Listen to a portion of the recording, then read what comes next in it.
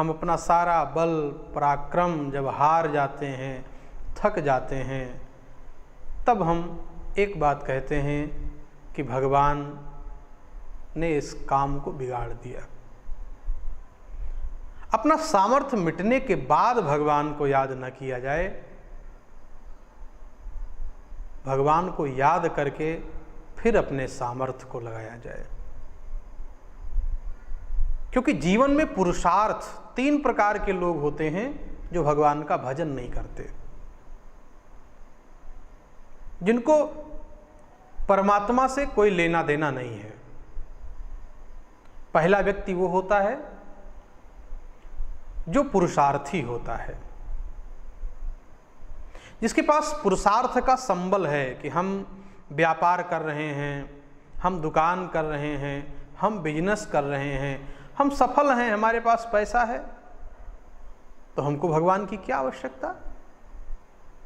या पुरुषार्थ इस अर्थ में कह लें कि हम यज्ञ से, हवन से, त्याग से, योग से, ध्यान से परमात्मा को प्राप्त कर लेंगे, हमको भजन की आवश्यकता नहीं है। लेकिन पुरुषार्थ और श्रम एक दिन व्यक्ति का थक जाता है, और वो पुरुषार्थ जब थकता है तब उसको परमात्मा की याद आती है।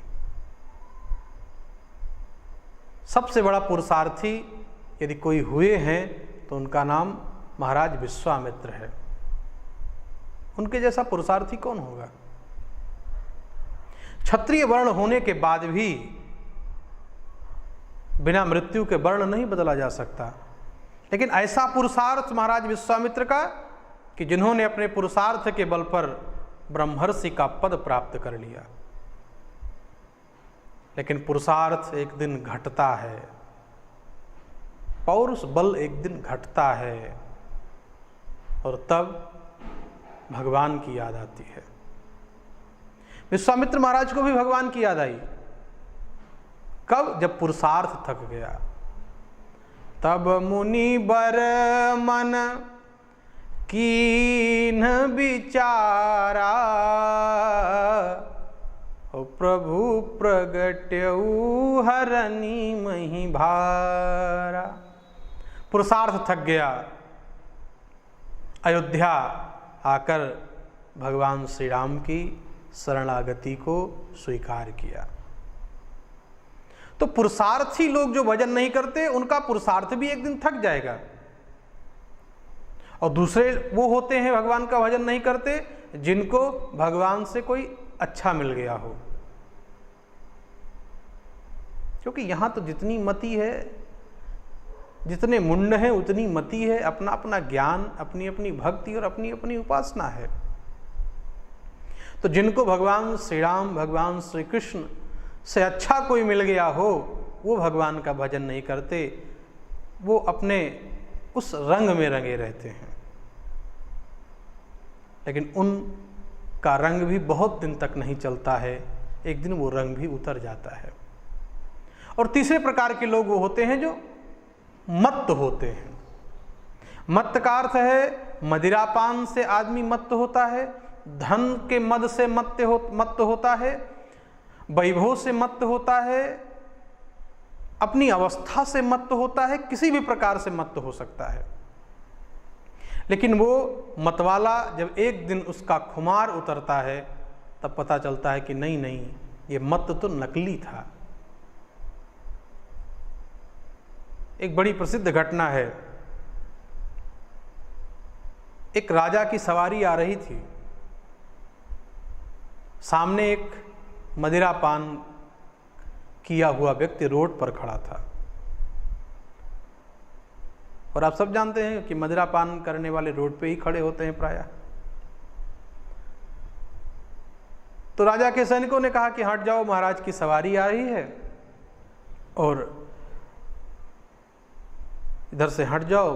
2-4 बार लोगों ने कहा, तो उसने कहा नहीं नहीं, मुझे तो राजा से ही बात करना है। और मत लोग तो ऐसे ही होते हैं, जिस बात के लिए रोका जाए वही काम करेंगे। तो राजा ने कहा अच्छा ठीक है, बात करने दो, क्या कहने वाला है।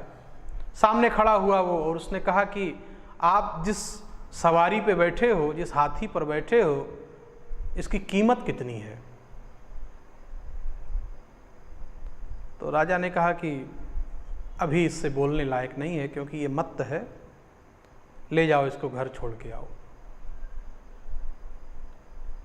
ले जाकर के सैनिकों ने घर छोड़ दिया। प्रातःकाल का समय हुआ तो राजा ने कहा सैनिकों से कि जिस मत वाले को घर छोड़ कर आए थे, जाओ जरा उसको बुला के ले आओ। राजा के सैनिक गए और उसको बुला कर लाए, सामने खड़ा हुआ। महाराज ने कहा, क्यों भाई, रात को हमारी सवारी हाथी खरीदने की बात कर रहे थे, तो अब मोल कर लो, अब खरीद लो।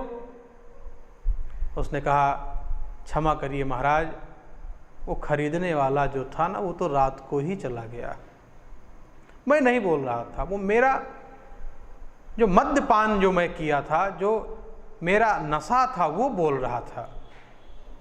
तो जो मद्यपान किए हैं, चाहे वो संसार का मद्य हो, चाहे वो शरीर का मद्य हो, चाहे वो धन का मद हो, चाहे स्वरूप का मद हो, चाहे वैभव का मद हो, ये मद जिसके जीवन में है, निश्चित रूप से वो भगवत आराधना नहीं करने देता है।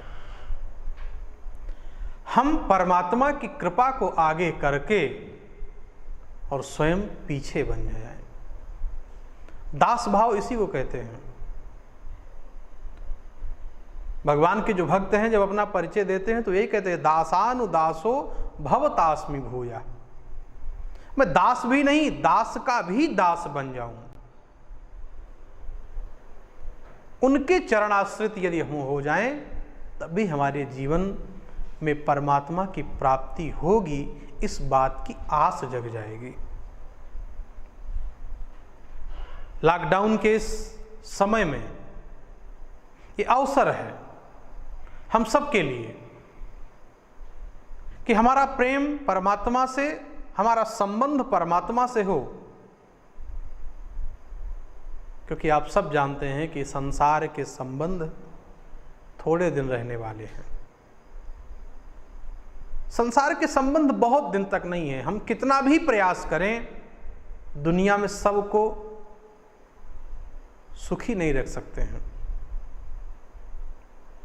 जो विचार आपको अच्छे लगते हैं, आपके परिवार में लोगों को अच्छे नहीं लगते, आपके समाज में लोगों को अच्छे नहीं लगते, और लोगों को व्यवस्थित करते करते, उनको सुखी करते करते हम अपना सुख ही गंवा बैठते हैं। इसलिए दुनिया को सुखी करने का ठेका बिल्कुल न लिया जाए। और जिन जिन लोगों ने दुनिया को सुखी करने का ठेका लिया, वो परेशान हो गए। जब तक आप स्वयं में सुख नहीं होगा, जब तक आप में स्वयं में आनंद नहीं होगा, जब तक आप स्वयं आनंद की अनुभूति नहीं कर लेंगे, तब तक आप किसी को सुखी बना ही नहीं सकते। और वो सुख का मूल भगवत चरणाश्रित होना है, भगवान से संबंध बना लेना है। और ऐसे काल में जब कुछ नहीं करना है, तो आप अनुसंधान करें। आप अपनी बुराइयों को देखें कि हमें क्या कमी है। कहीं हम ज़्यादा तो नहीं बोलते हैं, कहीं हम ज़्यादा क्रोध तो नहीं करते हैं, कहीं हम किसी से ईर्ष्या तो नहीं पाल बैठे हैं, और ऐसा तो नहीं हो गया कि हमको ज़्यादा ज्ञान है इस बात का गुमान पाल बैठे हों। ये आत्मनिरीक्षण करने का समय है। इस अवसर का सदुपयोग किया जाए, संबंध परमात्मा से बनाया जाए। और यदि परमात्मा से हमारा संबंध स्थापित हो गया, तो आपका इहलोक भी सुधर जाएगा और आपका परलोक भी सुधर जाएगा। और निश्चित होगा ये, जब सुखदेव जी जैसा सद्गुरु जीवन में आएगा,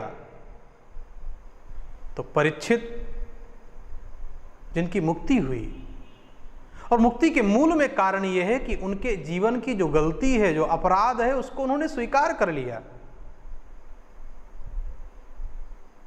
मानव जीवन की यह सबसे बड़ी भूल है कि अपराध और गलती करने के बाद स्वीकार भी नहीं करता है।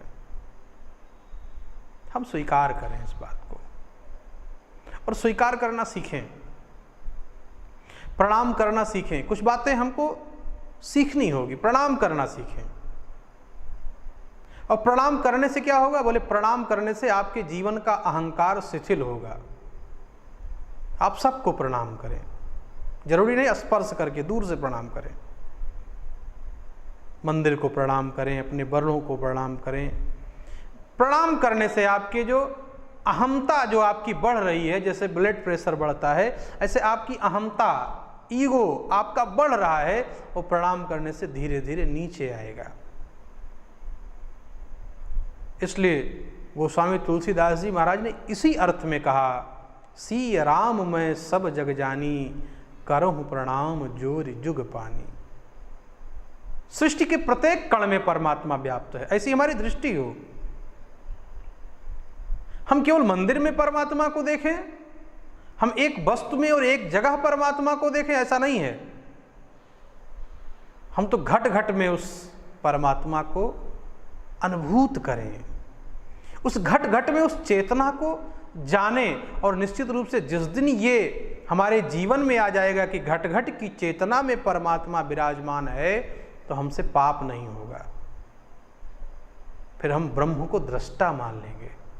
फिर परमात्मा हमारे लिए दृष्टा है, सब कुछ देखने वाला है, सब कुछ समझने वाला है और सब कुछ जानने वाला है। तो हम ऐसा पाप कदापि नहीं करेंगे।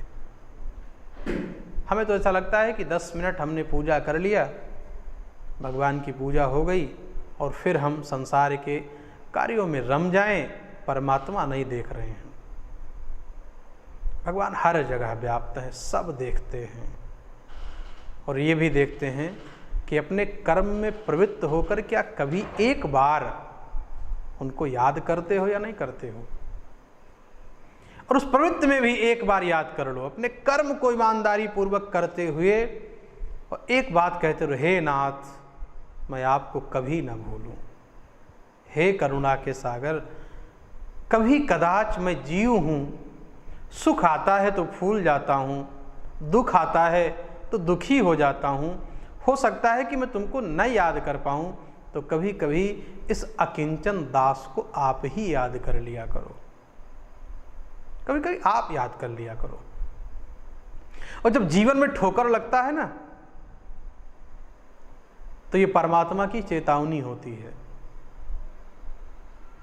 जैसे आज परमात्मा की चेतावनी ही ये कोरोना काल चल रहा है, अपने जड़ की ओर लौटने की एक खोज है। ये अपने को जानने की आवश्यकता है कि हम जब भी जीवित रहेंगे तो प्रकृति के साथ ही समन्वय बनाकर जीवित रह सकते हैं। आर्टिफिशियल जीवन बहुत दिन का नहीं हो सकता है, हम प्रकृति के साथ ही जीवित रह सकते हैं। परमात्मा, हे नाथ मैं तुमको कभी न भूलूं। और कहते हैं कि एक बार विश्राम करते हुए रात्रि में याद करके भगवान को सोया जाए ना, कि प्रभु हम आपको भूल जाएं, लेकिन आप मुझे कभी मत भूलना। यही तादात्म्य है परमात्मा से, यही एकीकार हो जाना है, यही परमात्मा से संबंध जोड़ लेना है। भगवान कहते हैं हमें तुम्हारे शरीर की आवश्यकता नहीं है, शरीर तो संसार वालों ने दिया है, उससे उनका धर्म निभाइए। पिता के साथ, माता के साथ, पत्नी के साथ, पुत्र के साथ, परिवार के साथ, समाज के साथ, राष्ट्र के साथ, देश के साथ शारीरिक संबंध आपके हैं, शरीर ही आप हैं, तो इस शरीर का संबंध निर्वाह कीजिए। लेकिन आत्मा का विषय, मन का विषय संसार नहीं, आत्मा और मन का विषय तो केवल परमात्मा होगा। और जिन्होंने अपना मन और आत्मा संसार में लगाया है, वो प्रायः रोते हुए ही दिखाई पड़ते हैं, क्योंकि उनका मन टूटता है तो कहते हैं कि मन टूट गया, मन टूट गया। अरे मन संसार में लगाओगे तो टूटेगा ही। हृदय टूट गया, क्यों? हृदय संसार का विषय नहीं, हृदय तो परमात्मा का विषय है, मस्तिष्क संसार का विषय है। इसलिए मस्तिष्क को संसार में लगाओ। लगाते भी हैं लोग, बिना लाभ और लोभ के कोई संबंध भी नहीं निर्वाह करता है, उसमें आप लगाओ। लेकिन हृदय का विषय परमात्मा हो सकता है, हृदय का विषय जगत नहीं होगा, जब होगा तब जगदीश होगा। और ये हृदय का विषय जगदीश को न बनाकर जगत को बनाओगे तो हृदय टूटता रहेगा, फिर क्षणिक वैराग्य आता रहेगा। फिर परमात्मा की याद थोड़ी देर के लिए तो आएगी, लेकिन जैसे ही सब कुछ सामान्य हुआ फिर आप भूल जाएंगे और संसार में शरीर लगाकर मानसिक चेतना अपनी आत्मा को परमात्मा में लगाए रहोगे तो स्वयं दृष्टा बन जाओगे। संसार को देखने की दृष्टि आपके जीवन में आ जाएगी, वो नव चेतना, वो नव जागृति आपके जीवन में आ जाएगी जिसको आप देख सकते हैं। तब आप दृष्टा होंगे। सुख और दुख के बाधाओं से ऊपर होकर आप शरीर ना मानकर अपने आप को आत्मा मानकर और सब कुछ देखने वाले हो जाएंगे। ये कब संभव होगा? जब आप निश्चित रूप से परमात्मा से संबंध बनाएं और एक बार जरूर ये कहते रहें, हे नाथ, मैं आपको कभी ना भूलूं और भूल भी जाऊं तो आप मुझे याद कर लें। आप सब लॉकडाउन में घर पे रहें, सुरक्षित रहें और भगवान की दिव्य कथा देखते रहें। इन्हीं समस्त कामनाओं के साथ सादर जय सियाराम। सादर जय सियाराम। हरिधाम पीठ के तत्वाधान में आयोजित श्रीमद् भगवत कथा के तृतीय दिवस में आप सभी का हार्दिक स्वागत एवं अभिनंदन है। आस्था भजन के माध्यम से आप सब घर बैठे पूज्य श्री के कथाओं का लाभ ले रहे हैं। भारत देश सेवा और संकल्पों के लिए जाना जाता है, जहाँ कोई भूखा ना रहे, कोई पीड़ित ना रहे और कोई दुखी ना रहे, क्योंकि ऐसी मान्यता है कि यहाँ के कण कण में भगवान विराजते हैं। इन्हीं संकल्पों को साकार करने के लिए महाराज श्री ने सेवा प्रकल्पों को अपने हाथ में लिया है, जहाँ गौ सेवा, संत सेवा, गरीब सेवा, असहाय बंदर सेवा, जो भगवान के ही रूप हैं, उनकी सेवा सहायता की जाए।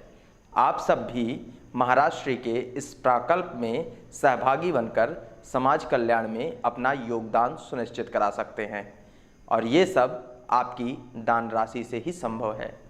परमात्मा ने यदि आपको इस लायक बनाया है तो आप अपने सामर्थ्य के साथ इस पुनीत कार्य में अपनी सहायता सुनिश्चित करें।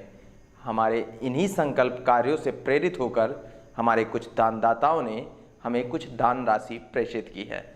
श्री जिग्नेश मिश्र जी लखनऊ से हमारे आश्रम के परम भक्त हैं। इन्होंने 11,011 रुपये की राशि हमें भेजी है।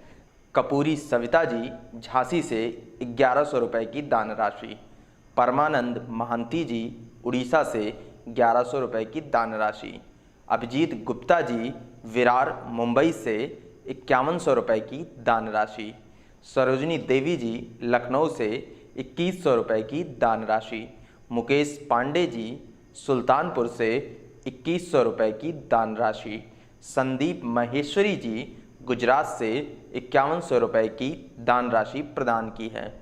हरिधाम पीठ परिवार की ओर से इन समस्त दानदाताओं को बहुत बहुत धन्यवाद व साधुवाद। आप सब भी अपने सहयोग राशि की घोषणा हमारे स्क्रीन पर दिए जा रहे फ़ोन नंबर पर हमें फ़ोन करके कर सकते हैं। आप श्री के नामों की घोषणा हम कल की कथा में करेंगे। सादर जय श्री कृष्ण।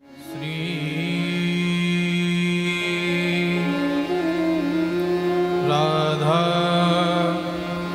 कृष्णाभ्यां नमः।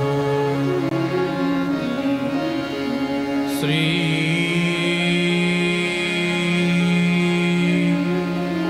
सीताराम चंद्राभ्यां नमः। श्री सद्गुरुदेव चरण कमलेभ्यो नमः। सिद्धिबुद्धिसहिताय श्रीमन् महागणाधिपतये नमः। ध्येयं सदा परिभवग्नं अभीष्टदोहम् तीर्थास्पदम् विरञ्चि नुतं शरण्यम्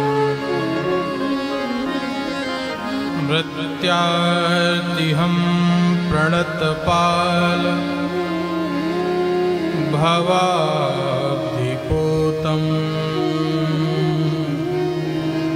वन्दे महापुरुष ते चरणारविन्दम्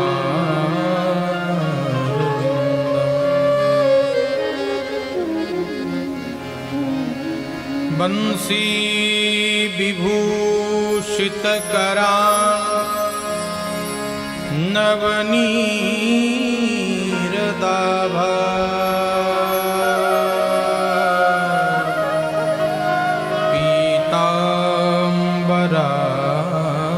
पीताम्बरादरुणबिम्ब फलाधरोष्ठा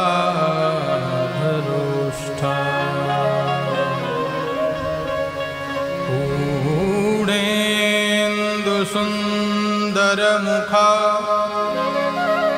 दरविन्दनेत्रा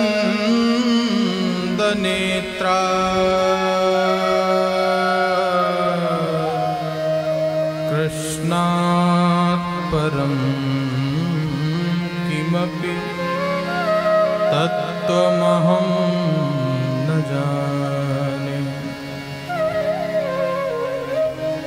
नारायणं नमस्कृत्य नरं चैव नरोत्तमं देवीं सरस्वती व्यासं ततो जयमुदीरये।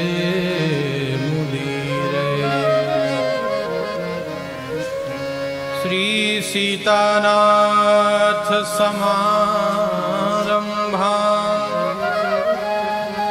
श्रीरामानन्दार्जमध्यमा अस्मदाचार्यपर्यन्तां वन्दे श्रीगुरुपरम्परा। जय जय श्री राधारमण जय जय नवल किशोर जय गोपी चित चोर प्रभु जय जय माखन चोर।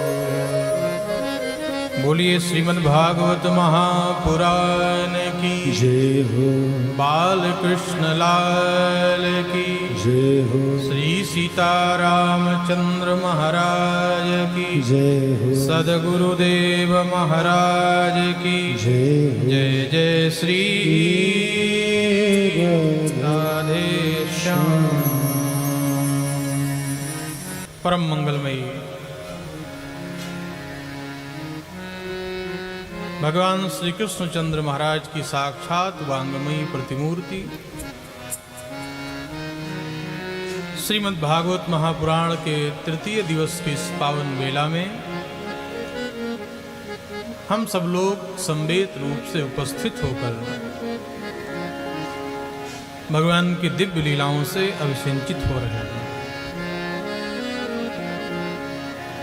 इस कथा के मुख्य यजमान त्रिपाठी परिवार के सुंदर सहयोग से आयोजित श्रीमद् भागवत ज्ञान गंगा के तृतीय दिवस की पावन बेला में हम सब भी राजा परीक्षित के साथ साथ आचार्य सुखदेव जी महाराज के द्वारा निश्चित हो रही उस ज्ञान गंगा में अवगाहन करें।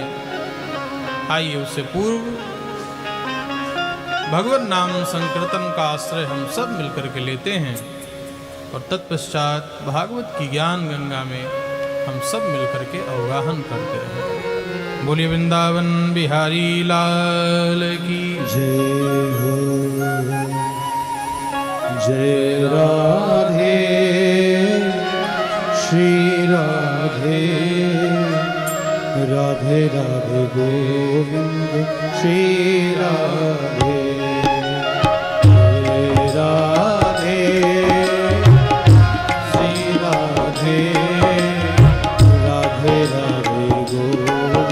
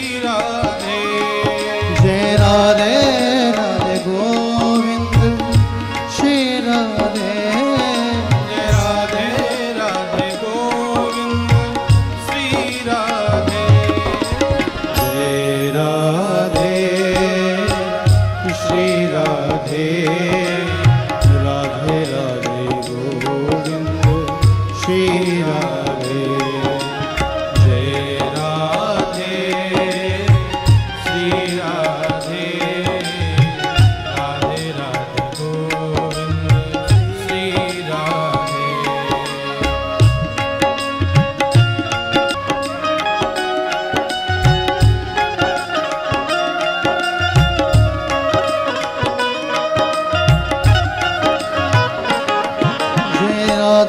राधे गोविंद श्री राधे जय राधे राधे गोविंद श्री राधे जय राधे राधे गोविंद श्री राधे जय राधे राधे गोविंद श्री राधे जय राधे राधे गोविंद श्री राधे जय राधे राधे गोविंद श्री राधे जय राधे श्री राधे राधे राधे गोविंद श्री राधे जय राधे श्री राधे राधे राधे गोविंद श्री राधे जय राधे श्री राधे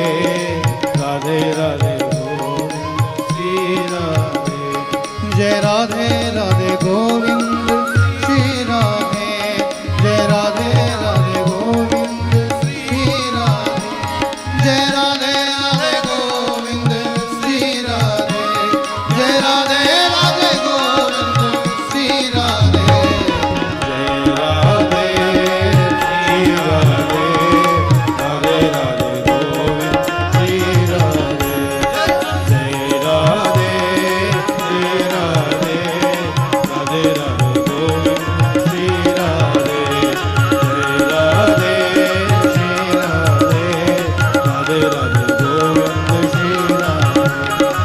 राधे जय राधे श्री राधे राधे राधे गोविंद श्री राधे जय राधे श्री राधे राधे राधे गोविंद श्री राधे जय राधे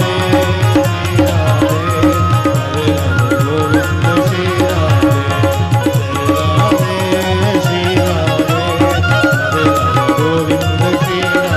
राधे राधे राधे गोविंद श्री राधे जय राधे श्री राधे राधे राधे गोविंद श्री राधे जय राधे श्री राधे राधे राधे गोविंद श्री राधे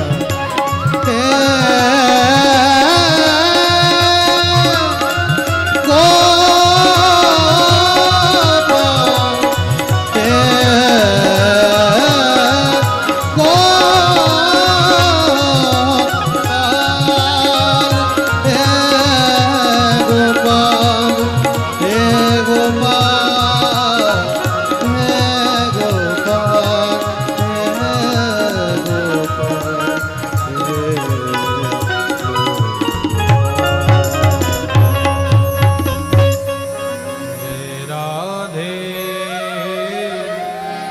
श्री राधे राधे राधे गोविंद श्री राधे जय राधे श्री राधे राधे राधे गोविंद श्री राधे बोलिए श्रीमद् भागवत महापुराण की जय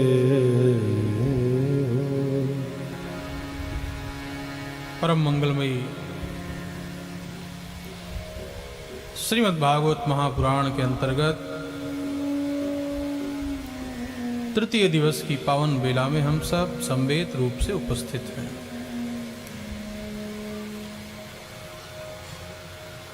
भगवान की ये पावन दिव्य कथा जो देवताओं के लिए भी दुर्लभ है।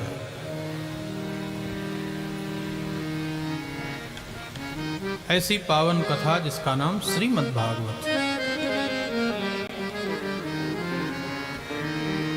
देखिए, जीवन में गलती हो जाए ये बड़ी बात नहीं है। क्योंकि मनुष्य का स्वभाव ही है गलती करना। लेकिन गलती करने के बाद उसको स्वीकार न करना ये महापाप है।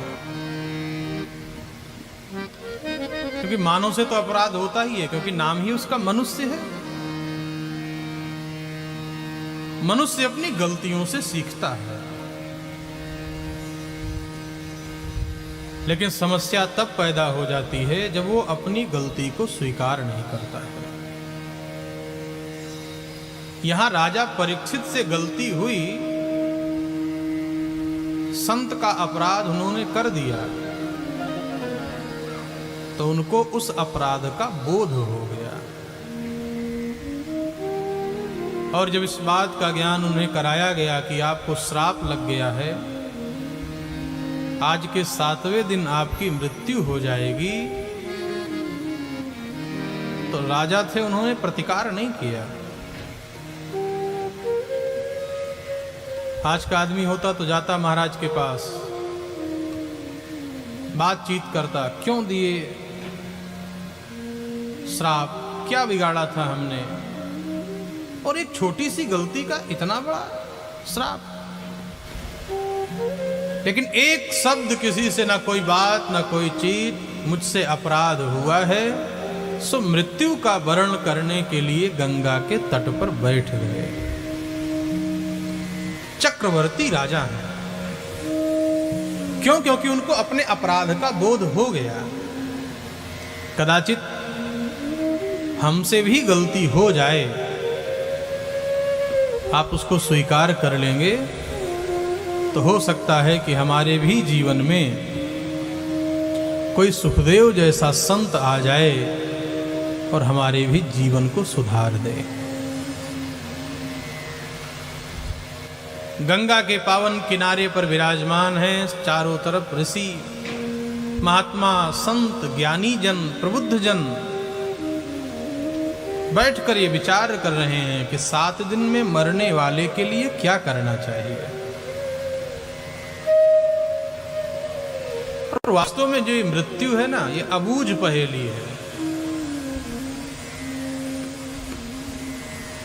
इस पर आज तक निर्णय किसी ने प्राप्त नहीं किया।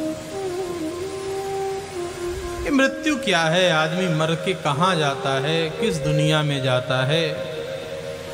लोग कहते हैं स्वर्ग है, नरक है, अच्छा कर्म करने वाला स्वर्ग में जाता है, बुरा कर्म करने वाला नरक में जाता है। तो क्या ऐसी कोई विधा है क्या ऊपर? और ये स्वर्ग और नरक भोगता कौन है जब शरीर यहीं रह जाता है? आत्मा यदि परमात्मा का स्वरूप है, भगवान गीता में कहते हैं कि आत्मा ना तो कभी मरती है, ना कभी जलती है, ना कभी कटती है। नैनम छिद्यंत शस्त्राणि नैनम दहति पावका। तो आत्मा परमात्मा के स्वरूप में स्थित हो जाती है और शरीर संसार वाले जला देते हैं, तो फिर ये सुख और दुख भोगता कौन है? क्योंकि सुख और दुख भोगने के लिए तो शरीर की आवश्यकता है ना। गर्मी आपको कहां लगती है? आत्मा में, शरीर में। भूख और प्यास कहां लगती है? आत्मा में, शरीर में। जब कोई आपका अपमान करता है तो आपको दुख होता है, तो कहां होती है प्रतिक्रिया? आपके चेहरे पर। क्रोध से चेहरा लाल हो जाता है। और कोई सम्मान कर दे और आप प्रसन्न होते हैं, तब भी आपका चेहरा मुस्कुराने लगता है। तो कहने का भाव यह है कि सुख और दुख को जानने का जो माध्यम है वो हमारा शरीर है। तो फिर जब शरीर संसार में रहता है तो फिर सुख और दुख को भोग कौन करता है? ये अबूझ पहेली है। और बहुत सारे शास्त्रों ने, बहुत सारे संतों ने, बहुत सारे मनीषियों ने अपने अपने विचार इस पर दिए हैं कि ये सुख और दुख का भोक्ता कौन होता है।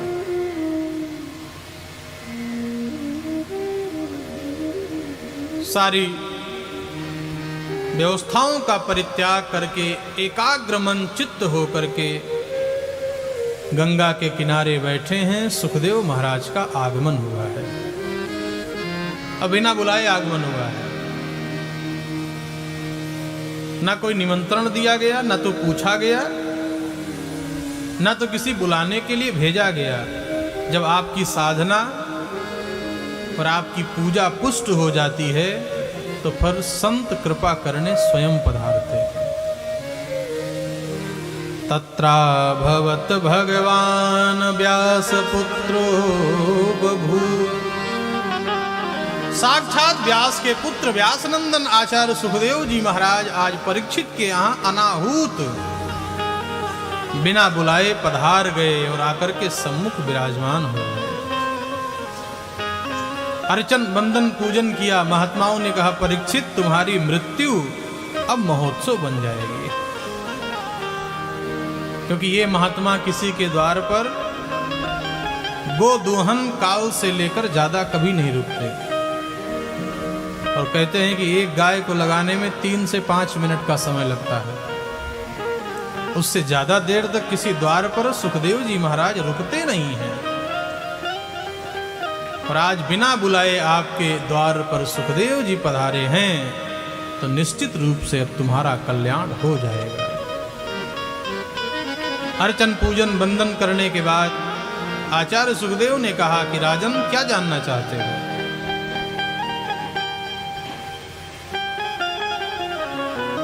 ये बात तो निश्चित हो गई है कि 7 दिन में आपकी मृत्यु होनी है और 7 दिन का समय शेष है। 7 दिन में क्या जानना चाहते हो?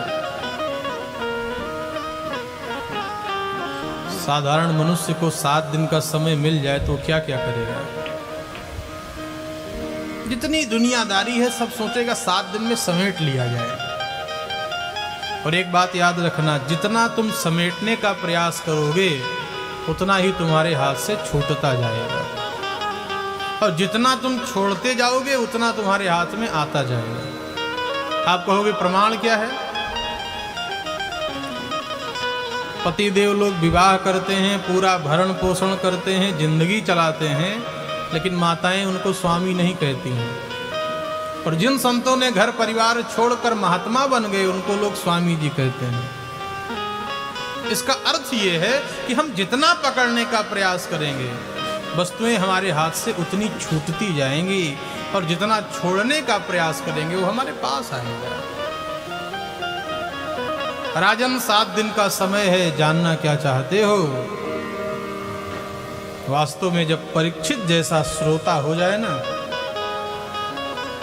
तो उसके सामने सुखदेव जी महाराज जैसे वक्ता हो ही जाते हैं।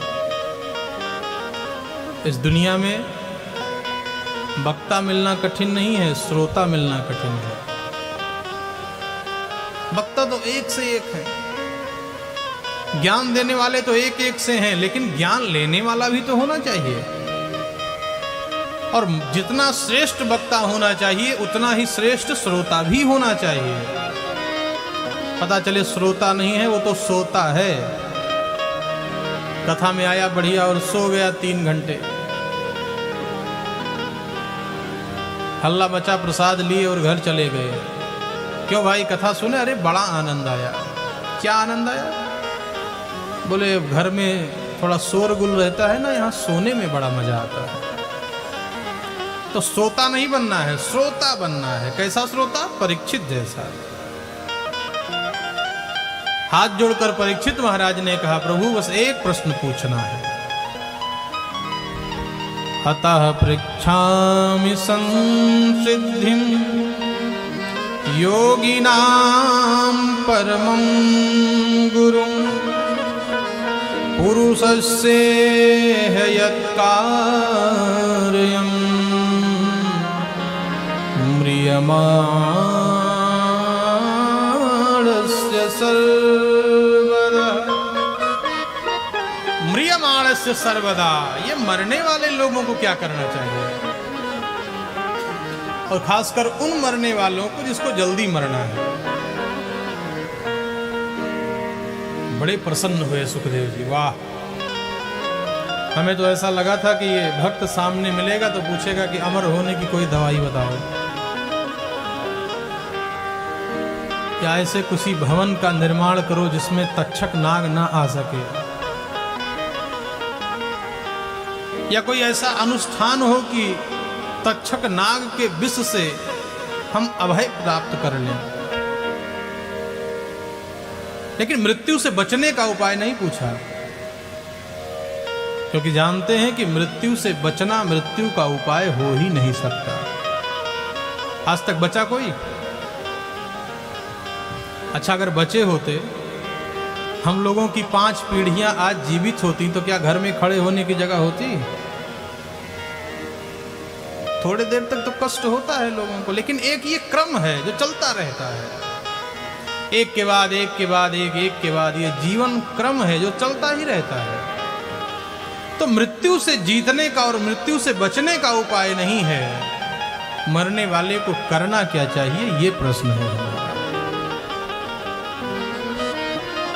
सुखदेव जी बड़े प्रसन्न हुए, कहा राजन तुम्हारा जो प्रश्न है वो केवल तुम्हारे लिए नहीं है, सारे जगत के लिए है, क्योंकि जगत का प्रत्येक प्राणी तो मरण धर्मा है ही। जिस दिन से हमने जन्म लिया उस दिन से मरना शुरू हो गया।